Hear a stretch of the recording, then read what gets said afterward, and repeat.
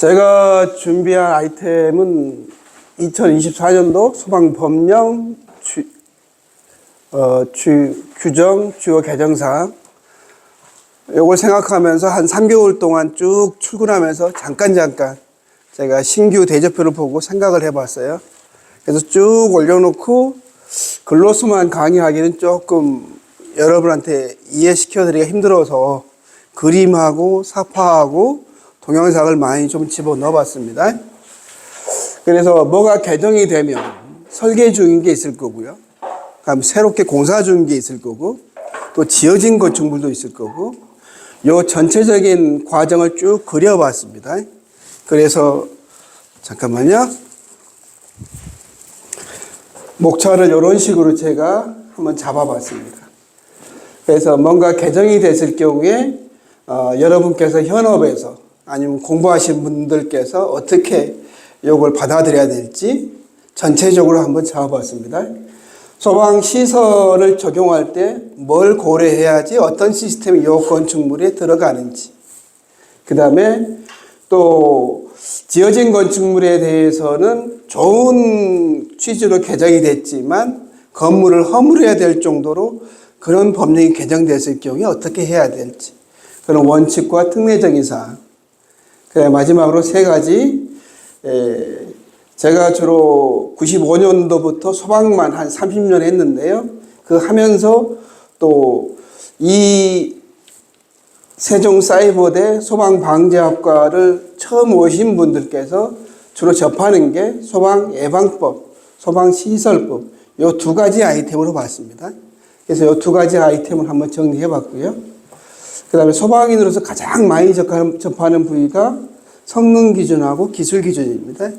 이걸 갖다 주요 부분을 동영상 몇 가지를 통해서 신랄하게 한번 여러분한테 보여드리겠습니다. 자, 보시죠. 첫 번째가 우리 특정 소방 대상물 하면 보통 여기 보신 바대로 한 30개 정도 됩니다. 예. 건물의 종류가 30개나 돼요. 항상 우리 걸 얘기할 때는 옆을 봅니다. 일본을 볼 거고요. 그 다음 미국, 전 세계적으로 성경만큼 많이 팔린 게 미국 방화협회에 나온 NFP 코드라고 하는 겁니다. 여기 보면 13개. 그 다음에 전 세계적인 빌딩 코드 10개. 우리 건축법 시행령에 나와 있는 그 별표 1에 대한 게 29개. 왜 이렇게 많을까요? 세분화되면 그만큼 분류를 갖다 용도하고 규모를 분류했어요. 우리는 부를 거야 되고 그 건축물에 얼만큼 위험한지, 어느 정도 사람이 머무른지, 그 사람이 잠을 자는 건물인지 뭔지 위험성 분류가 전혀 안 돼 있고 쓰는 용도로만 소방시설을 적용을 하게 돼 있거든요. 예. 그래서 요걸 한번 흔들 뻔 했는데 바뀌려고 했는데 잘 안 됐어요. 요게 지금 전체적으로 흐름상 바뀔 것 같은데요. 현재 규정으로 한번 쭉 설명하겠습니다. 먼저 밑에 나와 있는 소방시설 종류 한 5가지입니다. 그래서 불 끄는 소화설비, 화재 사실을 알려주는 경보설비, 그 다음에 그 경보를 듣고 건물 외로 피난하는 피난구조설비, 소방대가 와가지고 불 끄다가 물이 부족하면 물을 보충하는 소방용수설비, 소방대를 도와주고 활동하는 소화활동설비 5가지로 분류하는데 이 시설을 해당하는 건축물에 적용할 때 맨 처음 보는 게 용도입니다. 위험한지가 아닌 거죠. 용도로 분류되어 있고 그 용도가 같이 있냐 아니면 단독이냐 복합이냐 이렇게 구분합니다. 두 번째가 이제 규모, 보통 층수를 얘기합니다. 층수는 지상만 따지는데 눈에 보이는 것만. 근데 우리 소방은 지하도 중요하니까 지하까지 해서 그 규모에 따라서 소방시설을 적용합니다. 그 다음에 각 층에 슬라브 면적을 쭉 더해주는 게 연면적인 거고요. 그 다음에 지면보다 아래에 있는 거 지하층. 창은 있으나 해당 층에 일정 조건의 5가지 계급 면적을 쭉 산출해가지고 30분의 1 이하가 되는 그런 밖으로 피난할 수가 없고 밖에서 사람을 구출할 수 없을 정도의 계급 면적을 무창층이라고 합니다. 예. 여기서 중요한 건 이제 재현설비가 되겠죠. 이런 것을 적용하고요. 또 4층 이상의 층의 면적이 1000제곱미터 넘게 되면 스프링클러를 적용하는데 여러 4층 이상 좀 높다고 보는 거죠. 이렇게 적용을 합니다. 그 다음에 그 해당하는 건축물의 수용인원, 어느 정도 사람이 그 장소에 활동하는지 수용인원, 그 다음에 또 특수가연물, 또 연소 우려가 있는 구조 여부, 이렇게 적용을 합니다. 그 다음에 실제 사례를 보면 소방시설법 별표 4의 일부를 발주한 건데요. 스프링클러 설비, 아까 얘기한 거 세 가지요. 규모, 용도, 수용인원, 세 가지 얘기했죠. 여기에 층수는 층수가 되겠죠. 예, 층수. 만약에 지금 제가 만약에 여러분께서 건물을 가지고 있다. 여기에 만약에 5층으로 바뀌었다. 6층 이상이다. 그러면 지금 현재 6층인데 5층 건물 가지면 5층으로 바뀌었으니까 스프링클러를 다 뜯고 다시 해야 되나요? 거기서 이제 고민이 생기는 거죠. 예, 그런 거 쭉 설명해 드릴 거고요. 그 다음에 용도, 기숙사, 복합건축물이면 5,000제곱미터 넘게 되면 스프링클러 모든 층에 되겠죠. 그 다음 밑에 보면 수용인원, 이런 게 쭉 조건을 하나하나 따져가지고 적용을 합니다. 저 같으면 아파트를 지으면 아파트 것만 쏙 빼가지고 그것만 쭉 보면 되겠죠? 그렇지는 않아요. 전체를 봐야 되는 거라 굉장히 어렵습니다. 그 다음에 이제 기존 소방 대상물에 대한 소방시설 기준 강화된 경우, 그렇죠? 아까처럼 더 많이 설치하러 간 경우에 원칙은 이제 법의 안정성상 강화되기 전의 기준을 적용합니다. 그러나 어떤 특정 의료시설이나 아니면 노약시설 같은 경우에 강화된 기준을 바로 적용하는 경우도 있습니다. 그래서 항상 법이 개정이 되면 끝까지 그 뒤에 나와 있는 언제부터 시행하는지 부치까지 봐야 되는 겁니다. 그 다음에 소방 대상물이 증축한다. 증축한다는 얘기는 커진다, 늘려진다, 그런 컨셉입니다. 10층 건축물이 12층 올리는 경우나 기존 대지 내에 하나의 건축물이 있고 하나 더 짓는 경우, 이런 걸 다 증축이라고 합니다. 예. 이제 장사가 잘 돼가지고 하나의 근생 건물이 옆에다 또 짓는 경우, 붙여가지고 그런 경우, 그럼 전체에 대해서 증축 당시에 소방시설을 적용을 합니다. 예. 그러니까 예외적으로 기존 건축물이 있고 옆에 붙여서 짓는 경우에 화재가 번지지 않게끔 뭐 하면 방화구역을 하면, 그렇죠? 또 완전구역하면 증축된 부분만 소방시설 적용을 합니다. 이제 용도가 바뀌는 경우에 용도가 바뀌면 바뀐 부분에 대해서만 소방시설을 적용을 합니다. 근데 판매시설이었다가 판매시설은 가연물이 많은 거죠. 그게 이제 다른 시설로 완화되는 경우에는 특별하게 더 적용된 시설을 그냥 기존 적용 시설을 적용합니다. 이게 기본 원칙이고요. 조금 더 디테일하게 들어가면 대통령령이나 화재 안전 기준의 변경으로 강화되는 경우 우리 시설 관점에서는 건물 구조 안정성에 미치지 않는 것, 소화기만 갖다 놓는 경우, 벨만 설치하는 경우, 또 속보 설비나 피난 구조 설비, 이런 경우에는 이런 아이템에 이런 시설 같은 경우에는 바로 적용하도록 되어 있습니다. 그러나 이게 구체적으로 어떤 시설에다가 적용해야 되는지 구체적으로 대상물이 적시가 되어야 되는 겁니다. 밑에 보면 적시가 되어 있죠. 아까 특정 소방 대상물이 몇 가지라고 했죠?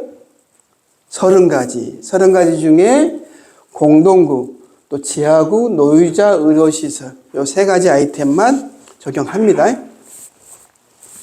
왜 그렇다고요? 거슬러서 적용하지는 않아요. 법적 안정성, 또 예측 가능성을 유지하기 위해 그렇습니다. 그 다음에 강화된 소방시설의 적용 대상 다시 한번 정리해 본 거고요. 그 다음에 아까 말씀드린 대로 기존에 있던 오래전에 2010년 전에 준공된 게 있는데요. 이 부분을 갖다 옆에다가 좀 더 키우고 싶어요. 그러면 이런 경우에는 증축 당시의 기준을 전체로 적용을 합니다. 적용 안 하려면 어떻게 하죠? 여기다가 방화구역을 하면, 즉 샷다를 설치해주면 이제 이 부분만 증축 당시에 강화된 기준을 적용하는 거죠. 예.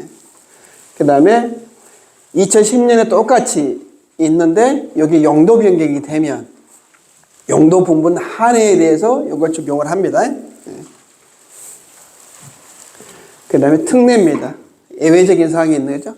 아까 말씀드린 대로 이렇게 내화구조 벽체를 해주고 사람이 다니는 통로는 방화문이나 방화샷 따로 하는 경우, 이런 경우에는 이제 이쪽 부분만 정축 당시 적용을 하는 거고요.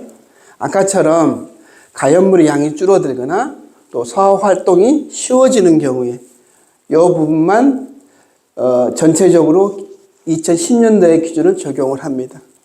근데 이런 경우는 거의 없겠죠. 적용 사례 거의 없습니다. 그다음 화재 예방법이요. 예전에는 화재 예방 소방시설 안전관리에 관한 법률 굉장히 길었어요. 그래서 이 법률을 두 개로 쪼갰어요. 화재 예방법, 그 다음에 소방시설 안전관리에 관한 법률, 이렇게 두 개로 쪼갠 겁니다. 그래서 주요 사항을 보시면 소방안전관리자를 겸직 금지했어요. 그러니까 이 건물의 시설 관리하면 우리 전기, 전등 갈아주는 사람, 또 냉난방 해주는 기계설비 쪽, 또 소화전 이렇게 관리하는 우리 소방. 소방은 다른 쪽에서 자격증을 따가지고 같은 업무를 했었어요. 굉장히 바쁘시겠죠? 또 그러면 일정한 이제 다 하려고 했었는데 이게 이제 인건비 때문에 굉장히 위험한 특급 또 1급 요것만, 우리 1급은 연면적이 1만 제곱미터 15,000제곱미터 이상이거나 11층 이상인 건축물이 1급의 대상이 되겠죠. 또 3층이 넘어가면 특급이 되는데 이런 거에 대해서만 별도로서 소방안전관리자를 두도록 이렇게 됩니다. 즉 일자리가 창출되는 거죠. 그 다음에 건설 현장에 소방안전관리자를 선임 제도가 신설됐어요. 우리가 어떤 땅에다가 땅을 사가지고 건물 짓게 되면 밖에서 안 보이게 울타리를 치고요. 그 다음 밑에도 주차장을 해야 되니까 땅을 파겠죠. 손으로 파지 않고 건설 장비로 통하는데 그 건설 장비가 뭘로 움직이죠? 경유 같은 걸로 움직이죠. 근데 경유 하려고 그러면 그 느린 거북이를 끌고 주유소에 가는 게 아니고 주유를 쌓아놓죠. 그 쌓아놓은 장소에 담배 피다가 불 나는 거잖아요. 그거 감시하라고 뭘 했죠? 요 건설 현장 소방 안전관리자. 누가 선임을 하죠? 건설공사를 하는 자, 즉 대형 건설사가 하겠죠? 이렇게 됩니다. 총괄 소방 안전관리자 선임제도. 이게 생소해서 입에 잘 안 붙어서 그렇습니다. 예전에는 공동 소방 안전관리자 이렇게 했죠. 그래서 총괄 소방 안전관리자로 이렇게 하나 바뀌었고요. 이것도 잘하면 일자리가 하나 상승되는 겁니다. 더 소방시설이 안전해지겠죠. 그 건물에 머무는 사람이. 소방안전관리 대상물 등록 기준이 좀 바뀌었어요.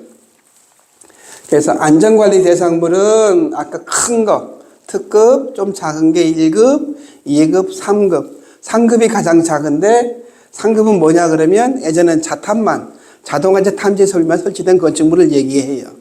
지금은 뭐가 추가됐어요? 간이 스프링클러 설비가 이렇게 추가된 거, 좀 확대된 겁니다. 또 특급이 20만에다가 10만 이상으로 이렇게 확대가 됐습니다. 그 다음에 소방안전관리자 업무가 총 7가지였는데요. 우리가 피난계획, 소방계획서 작성하고 시행하는 거, 이런 게 소방안전관리자가 하는 일인데 그 2가지가 좀 추가됐습니다. 또 용어가 바뀌었어요. 소방특별조사, 굉장히 발음이 세죠. 좀 국민적, 그렇죠. 좀 무섭죠. 그래서 편안하게 소방안전조사, 용어를 좀 편안하게 해준 겁니다. 또 화재 경계지구, 용어를 갖다 화재 예방 강화지구 이렇게 바뀌었습니다. 또 화재 예방 안전진단도 좀 신설이 됐고요. 이걸 좀 특수적으로 큰 거 위주로 시행하는 쪽으로 강화시켰으면 좋았을 건데 할 수 있다 이렇게 돼 있어서 예산이 들은 거라 좀 아쉽습니다. 그 다음에 이제 총괄 소방안전관리자를 조금 제가 이게 어려워서 이렇게 한번 나눠봤어요. 지금 신규 대상은 2022년 12월 1일부터 대상인데 기존 건축물이 중요하죠. 기존 게 더 많은 거니까. 이건 좀 유예 기한을 뒀어요. 그래서 작년 12월 초부터 이게 적용이 된 겁니다. 실제로 현장 가보면, 이거 점검하다 보면, 요 오피스텔에 안전, 관리 사무실이 하나 있고, 아파트 관리 사무소가 따로 있어요. 그래서 업체가 견원지간이야. 서로 말도 안 해. 밥도 안 먹어. 그렇죠? 예. 그래서 이런 건축물은 이제 총괄 소방안전관리자를 둬서 전체를 관리하죠. 또 펌프도 이쪽에 있어가지고, 아래쪽에 있어가지고, 아파트에 하다 보니까, 아파트에 있는 경우에는 점검하기가 어려워요. 그 기계실 들어간 키도 없고, 이런 게 협조가 잘 안 돼요. 그래서 이런 걸 현실을 감안해서 이렇게 개정을 한 겁니다. 제가 한번 작성을 쭉 해봤고요. 이건 보시고요. 이 자료는 원하시면 세종사이버대에서 게시판에다 쭉 올려드릴 겁니다. 그 다음에 소방시설법의 주요 개정사항 중에 이 세 가지를 제가 봤어요. 이 외에도 몇 가지가 있는데 먼저 뺐습니다. 시간 관계상. 화재 알림 설비, 이거 많이 봤죠? 판매시설 중에 전통시장, 소방차가 들어가기 어려운 지역에 자기 집에 불나면 그 수신기에다가 화재 사실을 알려주는 게 하나 있죠? 우리 자동화재 속보 설비라고 그 기능을 두 개를 합쳐가지고 만들어 놓은 게 화재 알림 설비로 보시면 됩니다. 그 다음에 소방시설 관리사 응시 제도가 좀 바뀌었고요. 그 다음에 관리업 등록 기준도 세분화됐습니다. 아까 말씀드린 대로 전통시장에 가연물이 무척 많고 관리가 안 되는데요. 화재 사실을 집주인이 알기 위해서 상인이나 소방관서에 자동으로 핸드폰이라든가 문자로서 통보하도록 이렇게 되어 있습니다. 굉장히 잘 된 케이스 같고요. 소방시설 관리사는 여기 신입생으로서 오신 분들은 반드시 따야 되는 게 이겁니다. 소방 설비기사, 산업기사도 괜찮아요. 근데 저희 회사도 설계를 하는데 설계자들 중에 기사 자격증을 가지고 계시면 굉장히 드물어. 소방안전학과 나오신 분들 중에서 그냥 응시 자격이나 다른 걸 어떤 업에 대해서 국가에서 주다 보니까 자격증을 잘 안 따려고 그래요. 놀기 바빠서. 그러나 여러분께서 좀 더 나은 생활을 영위하고 싶다 그러면 설비기사는 반드시 취득해야 되는 것 중 하나입니다. 여러분 기회를 준 거죠. 이거 따면 뭘 주는 거죠? 소방시설관리사 시험 볼 수 있게끔 해줘요. 그렇죠? 예. 그래서 굉장히 이건 잘 된 것 같아요.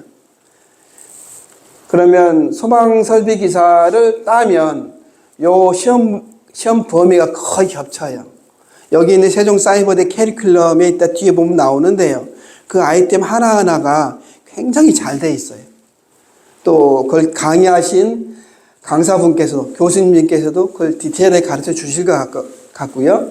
그 강의 공부할 때에 이거랑 같이 공부하시고 더불어서 관리사도 시험 따가지고 바로 시험 볼 수 있도록 같이 이렇게 한꺼번에 공부하는 게 굉장히 좋아요. 옛날에는 기사 따고 4년 지나면 기술사를 볼 수 있는데 4년 지나면 그때서 공부한 책 폐이신 분이 있어. 그냥 똑똑한 사람은 언제부터 해요? 항상 오늘부터 공부하는 거죠. 예, 자꾸 연수 보지 말고. 그렇죠? 예, 이렇게 해주는 게 가장 좋습니다. 이건 굉장히 잘 된 것 같고요. 그 다음에 등록 기준. 이전에는 이제 소방시설 관리업, 이게 전문이다, 일반이다, 이런 게 없었어요. 설계도 전문 일반이 있고, 감리도 전문 일반, 이렇게 있는데요. 지금 관리업도 전문 소방 관리업. 근데 관리사가 몇 명 필요하죠? 2명. 2명인데, 3년 관리업을, 유지 관리를 해본 경험이 있는 3년 이상 1명, 5년 이상 1명. 이렇게 2명이 필요하고요. 보조 인력도 6명. 일자리가 많이 창출되는 거죠. 그 다음에 일반은 소방관리사 따면 무조건 하는 게 아니고 할 줄 모르니까 1년 동안 실습을 거쳐서 1년 지나면 요게 선임할 수가 이렇게 있고요. 보조 인력도 2명. 왜 2명일까요? 여기 있는 감지기 작동시키고 관리사가 지켜보고 있고 요 신호를 누가 받아요? 방제실에. 그 수신기를 잡은 사람 몇 명이 필요하죠? 3명. 그래서 1명, 2명, 3명 이렇게 합니다. 가스 있으면 1명이 더 필요하겠죠. 수신만이 별도로 신호가 가니까 그때 4명 정도가 필요합니다. 그 다음에 이제 화재 안전 성능 기준, 기술 기준.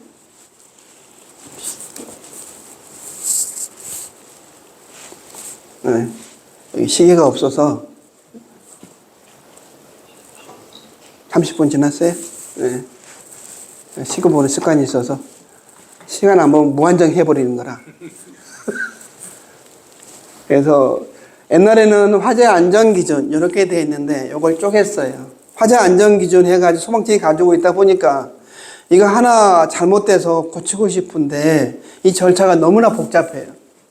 그래서 선언적 의미의 정성적인 거, 선언적 의미의 성능 기준에 담고 일반적인 세부 기준은 기술 기준을 이렇게 하는 걸로 방향을 잡고 필요할 때마다 수시로 공청회 거쳐가지고 바로바로 개정하도록 이게 좋겠죠? 이게 왜 그런지는 이따 보면 알아요. 피부로 느낄 겁니다. 예. 그래서 이걸 다 하기엔 좀 힘들고 몇 가지만 제가 추렸습니다. 볼게요. 우리 소화기구, 자동 소화장치, 금속화재 설치 기준. 어떻게 쇠가 화재야? 그게 아니죠. 예.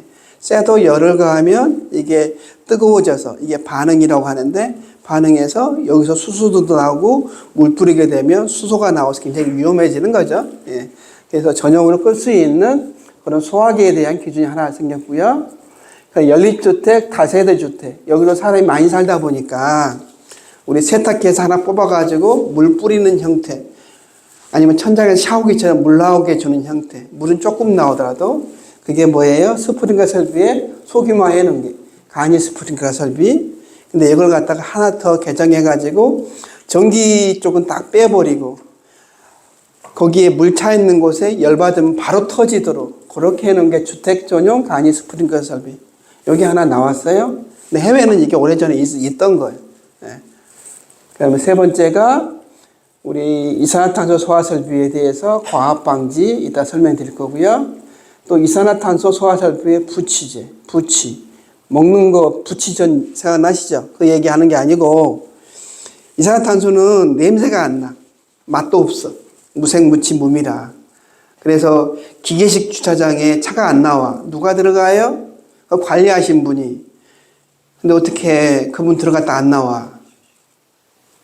CO2는 공기보다 무거워서 쭉 가라앉아서 굉장히 위험해지는 경우가 많아요. 그래서 그때 냄새가 좀 났으면 이게 예전부터 있어야 되는 건데 지금 나온 것 같아요. 그 다음에 재현설비, 재현성능. 이게 똑바로 안 되면 사람이 문을 못 열어. 계단을 못 들어가. 이따가 보여드릴게요. 그 다음에 연결 송수관 설비. 요거 스프링클러하고 겸용금지. 지금 연결 송수관 설비는 밖에다 소방차가 가지고 물 넣어주는 거잖아요. 어디에 물 나오도록? 헤드나 우리 옥내 소화전에. 근데 헤드가 먼저 터지잖아요. 터져 있는데 물 집어넣으면 무슨 설비가 돼요? 연결 살수 설비가 돼버리잖아요. 근데 이미 불은 지나갔는데. 그래서 그런 것 때문에 겸용하지 말라고 합니다. 그 다음에 중간수조 신설. 성능시험 하라는 얘기죠. 그 다음에 공동주택 화재안전기준, 창고시설에 대한 화재안전기준 이렇게 됩니다. 볼게요. 아까 말씀드린 금속화재 보통 D급이라고 하는데요. 특히 우리 알칼리 금속, 알칼리 토금속에 해당되는 건데 마그네슘, 합금 등 가연성 금속에 이르는 화재에서 D라고 분류했고요. 그 다음에 소화약제는 우리의 중탄산 염류 소화약제 어려워. 우리 분말 소화기격으로 우리 1종 분말, 2종 분말을 얘기합니다. 주로 많이 쓰는 건 요거예요. 열받으면 이게 보고알처럼 팽창하는 게 있어요. 그래서 그걸 덮어버리면 산소를 차단하고 열을 차단하고 복사열을 차단해서 꺼버리게 하는 거죠. 근데 지 스스로 산소를 발생하는 건 안 되겠죠. 예, 이런 게 좀 있습니다. 이거 잠깐 볼까요? 짧아. 편집한 건데요. 구배 소화약제에 대한 시험입니다. 마그네슘 2kg에 대한 약제의 가능성 및 소화 시간을 볼 수 있습니다. 본 실험은 마그네슘 2kg을 착화한 후 약재를 동일량, 도구 시 소화 시간과 온도 변화 등을 측정하였습니다. 국내와 국외에서 금속 화재 시 사용되는 소화 용구 및 약재에 대한 사용 편의성, 소화 효과성, 경제성, 안전성을 종합적으로 분석한 결과입니다. 고체 소화 용구는 금속의 연소면을 차단하여 질식 효과가 기대되며 금속 폐기물의 일부 지점에 국소 화재 발생 시 방어선 구축에 활용할 수 있습니다. 종합적으로 팽창 질석이 현장에서 사용하기 가장 효과적인 것으로 분석되었습니다. 네, 이렇게 하면 되고요. 그 다음에 이제 마그네슘이 우리 그 벽돌 모양으로 덩어리 형태로 이렇게 우리 금괴하죠, 금괴. 그 괴가 여기 인고트고요. 그 다음에 작게 여기 부스러기처럼 이렇게 된 거. 그 다음에 분말가루. 현장에 가보면 요게 많습니다. 요게 많이 쌓아놓으면 작게 자르면 자를수록 공기하고 이렇게 접촉은 많죠. 그러면 타기 좋게 되는 거죠. 그래서 주변 화재 요건에 의해서 열받게 되면 이게 녹아서 굉장히 위험해진다는 얘기죠. 온도가 상승해서. 그 다음에 이런 거에다 물을 뿌려버리면 우리 수소폭탄처럼 폭발성 가스가 나와요. 이게 수소라. 그래서 물을 못 써요. 그렇죠? 예. 그 다음에 질식을 하는 이산화탄소. 이게 이제 공기에다 무거우니까 촥 가라앉을 것 같은데 뭐가 나오죠? 탄소요. 가연물이 나오는 거죠. 예. 이런 것 때문에 못 쓰고. 아까 뭐가 좋다고요? 팽창질서. 이런 게 좋고요. 예. 그 다음에 요거 인터넷상에 막 검색하다가 갖고 왔는데 이런 형태예요. 우리 물은 먹고 사니까 소신 씻어야 되니까 그런 배관에다 하나 분기시켜서 이렇게 물 나오도록 헤드로. 대신에 개방 헤드는 안 되겠죠? 예. 그래서 여기다 퓨지블 랭크, 납봉다라거나 아니면 유리볼을 써가지고 바로 열받으면 터지도록. 근데 수압이 약한 데는 물이 적게 나오겠죠? 뭐만 좋아요? 물만 나오면 좋아요. 그 양까지, 그 앞까지 제한할 필요는 없는데요. 산간지대 같은 경우에. 이런 거 조사하에 소방서에서 약간 완화해 주면 될 것 같아요. 무조건 규제화하는 건 안 좋을 것 같고요. 예. 이런 경우에 이제 다세대 주택, 우리가 한 200평 정도, 660제곱미터 이하 몇 개층? 4개층. 연립주택 660제곱미터 초과하고 4개층 이하. 아파트는요? 5개층이죠. 예. 승강기는 몇 층부터 설치돼요? 6층. 연면적 얼마? 2000제곱미터 이상인 경우. 그렇죠? 예. 그 다음에 아까 말씀드린 대로 기존에 있던 배관에다가 쭉 해서 기계적인 거. 여기에 뭐라고 되어 있죠? 알람 밸브든 제어반 음향 장치 이걸 다 설치하지 않을 수 있다. 예. 실질적으로 실효적인 것만 쭉 따온 거죠. 예. 굉장히 잘 된 것 같아요. 예전부터 연구가 됐은 건데 지금이야 빛을 보는 것 같아요. 그 다음에 이제 연립주택이나 다세대 주택 같은 경우에 설치할 수 있는 게 소화기구, 우리 주택 전용 간이 스프링클러, 단독경보, 피난기구, 위로드. 여러분 시골 아버님 집이나 그쪽에 계신 분들, 굉장히 거동 불편하신 분한테 뭐가 좋아요? 요거 단독 경보형 감지기. 이거 하나 달아주면 굉장히 좋겠죠? 예. 그 다음에 이제 이산화탄소 과압 방지 안전장치. 우리가 수계 쪽에 우리가 펌프 2차 측에 체크밸브 이전에 뭐 달죠? 우리 오작동 하면 터지는 게 하나 있죠? 코피 터듯이.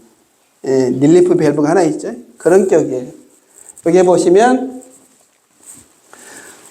요게 이제 선택 밸브가 보통 이쪽 기동용이 나가지고 얘를 통 열어주고 이쪽으로 약재 보내줘 해주고 이쪽으로 빵 터져줘 약재가 쭉 나가는데 이게 개방이 안 되는 경우가 있죠. 그렇죠? 그럼 그대로 저압이 여기 배관에 다 실려버리잖아요.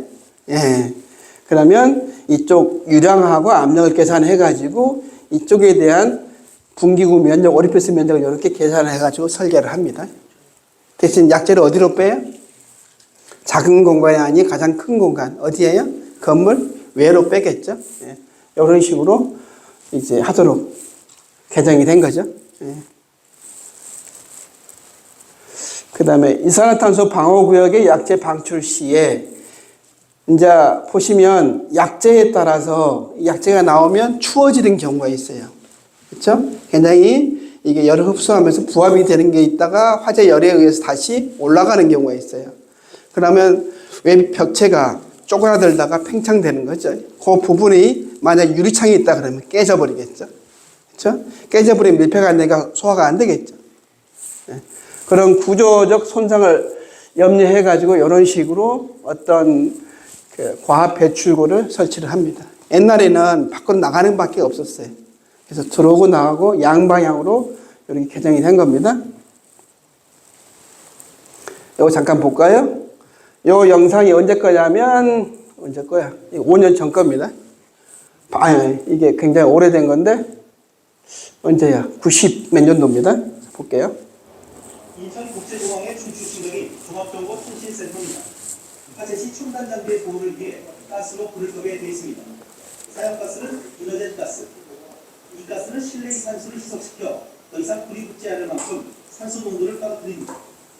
순식간에 뿜어지는 이너젠 가스의 양은 방 크기의 절반 정도, 엄청난 양입니다. 만약 가스 배출구가 없다면 불이 꺼지기도 전에 약한 곳이 터지면서 불이 번질 수도 있습니다. 그런데 이곳엔 가스가 빠져나갈 틈이 어디에도 보이지 않습니다. 발성이 일자 몇몇 관계자들만 참석한 실험이 은밀히 진행됐습니다. 현재 이너젠 가스 소화 시스템이 설치된 대형 건물은 인천 신공항과 아세빌딩의 주요시설 40여 곳, 모두 가스 없는 배출구가 없습니다. 불을 떼고 철문을 잠근 뒤 가스 밸브를 열었습니다. 정확히 3초 뒤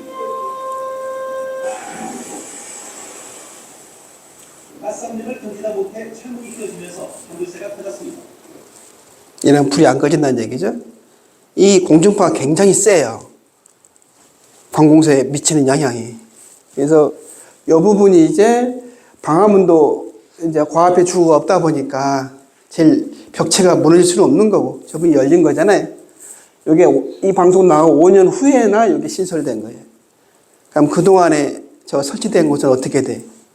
그런 게 문제가 있는 거죠. 잠깐 볼게요. 지금 현재도 마찬가지 도면 검토하다 보면 이런 경우 관공서 같은데 제가 자문위원회 많이 가보면 이쪽이 전기실이거든요. 전기실인데 이쪽에 뭐가 있어요? 장비 반입구 샷다로 돼 있어. 잘 돼 있대. 저는 뭐 생각해요? 여기에 가스 소화약제가 돼 있는데 빵 터지면 어떻게 되는지 한번 생각해 보셨냐? 여기 외부라 여기 장비 반입구 들어와야 돼서 이걸로 했다고 얘기합니다. 제 이야기하고는 안 맞죠? 그래서 아까 같이 그런 상황이 발생했을 경우에는 요건 이것처럼 날아가 버린 거죠. 이게 왕십리에 예전에 있던 건데요. 변전소입니다. 이쪽에 빵 터지면 샷다처럼 요건 날아가 버립니다. 그래서 밀폐가 안 돼서 불이 안 꺼지는 거죠.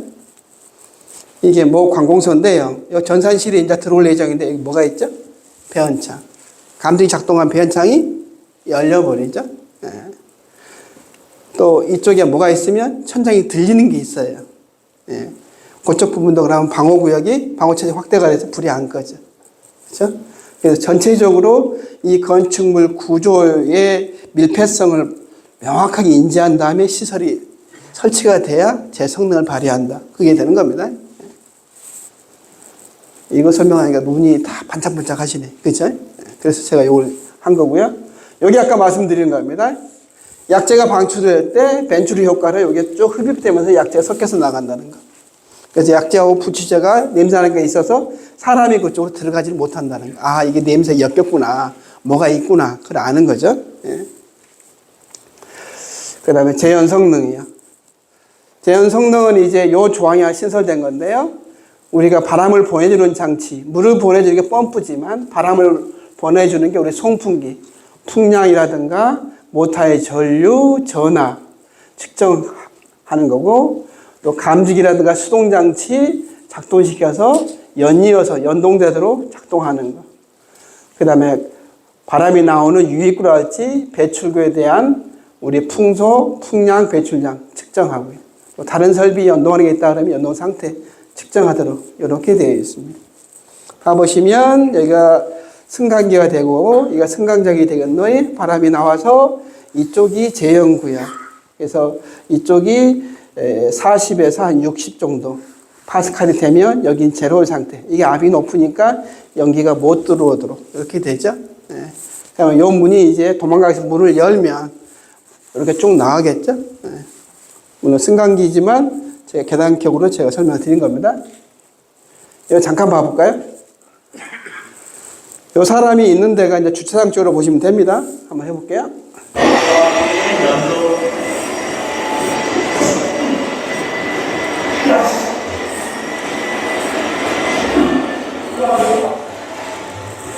얼마죠? 250파스칼. 숫자만 인식해요. 이걸 연상을 해요. 이게 나와야 되는 거죠. 공학자면. 실내 전체가 얼마야? 250파스칼. 파스칼을 원리해서 모든 계수에 이 압력이 동통하게 작용할 거고, 여기에 때려버린 게 250파스칼. 이 면적이 만약에 폭이 1m의 높이가 2m를 한다 그러면, 곱해보면 얼마가 나와요? 500뉴턴. 그쵸? 예. 그럼 아까처럼 저 사람이 있는 짐을 다 열었잖아요? 여긴 열었어. 힘 세잖아요. 근데 거기에 노유자라 그러면 도망을 못 가는 거죠. 예. 그래서 이 재현 성능의 성능 확인이 굉장히 중요하다. 근데 점검을 언제 하죠? 일정 규모 이상은 1년에 2번 하잖아요. 2번이 언제 하는 게 좋아요? 겨울하고 여름에. 그렇죠? 예. 연돌효과까지 같이 보는 게 좋다는 얘기죠. 예. 그러면 아까 연결 송수관의 배관, 스프링 배관 겸용 금지, 이거 부산에 있는 모 화재격으로서 여기 태동이 된 건데요. 우리 스프링 연결 송수관은 주배관이 100mm 이상이고 전용 배관 하게 되어 있고요. 그 다음에 100mm 이상일 경우에 옥내 소화전 설비 배관과 겸용할 수가 있는 거죠. 예. 그러니까 150해도 되는 거죠. 150 절대 안 하고 100mm 이렇게 하죠. 그럼 연결 송수관 송수구로 옥내 소화전 겸용할 수 있고, 여기에 스프링클러는 없는 거잖아요. 그죠? 이걸 그림을 그려보면 이렇게 돼요. 지금 스프링클러는 너는 전용으로 가는 거고, 소방차가 와서 물 집어넣으면 이렇게 해서 쭉 올라가는 거고, 옥내하고 연결 송수관은 여기가 막혀 있으니까 그 소방차가 와서 물 집어넣으면 이렇게 나가도록 본래 성능을 발휘하는 거죠. 그러면 이걸 갖다가 배관음만 겸용하지 말라고 했으니까 펌프는 겸용 가능하거든요. 그래서 펌프를 겸용해보면 배관 한번 제가 구성을 한번 해보면 이렇게 돼요. 지금 보시면 이쪽으로 연결시켜서 소방차가 물 집어넣어서 이렇게 갈 수가 있고, 이쪽으로는 못 오죠. 그 다음에 스프링클러 이쪽에다 물 보내고 싶으면 소방차가 와서 물 집어넣고, 이건 가능하잖아요. 이것도 가능합니다. 개념상. 근데 이렇게 안 하고 다 이렇게 하려고 하죠. 그만큼 공사비가 세부가 되니까요. 그냥 중간수죠. 연결 송수관 펌프가 있는 건 우리 1층의 지표면에서 제 저쪽에 그 연결 송수관용 방수구 있는 높이까지 몇 메타? 70m가 이상일 경우에, 이게 소방차 혼자서 여기다 물을 못 보내주니까 병렬 운전, 직렬 운전을 하기 위해서 연결 송수관 펌프를 놓게 돼 있죠. 그래서 소방차가 물 집어넣고 이렇게 이쪽으로는 못 가고 이쪽으로 올라가서 쭉 올라가도록 이렇게 돼 있는데요. 보통 이걸 안 하게 되면 맨날 전화해서 소방차 한번 보내주세요. 이 펌프 성능 시험하게. 이렇게 되는 거죠. 번거로움이 있으니까 여기다 뭐 놔주라고요? 중간수죠. 이렇게 합니다. 그래서 테스트할 때는 어떻게 해요? 요 물 가지고 이렇게 보내는 거죠. 요 유량이 만약에 2,400리터 퍼 분이라 그러면 한 3, 4분 정도면 실험을 할 수 있겠죠. 그래서 법적으로는 한 5분 정도, 5분 정도 할 수 있는, 여기다 보관하도록 이렇게 되어 있습니다. 그럼 공동주택이요. 공동주택 같은 경우에 특징적인 게 이겁니다. 예전부터 호스릴이요.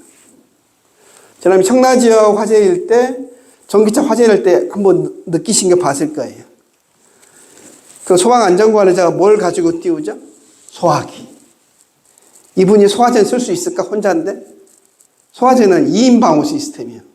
호술이 있으면 바로 빼가지고 바로 물 쏠 수 있죠? 대응이 빠른 거죠.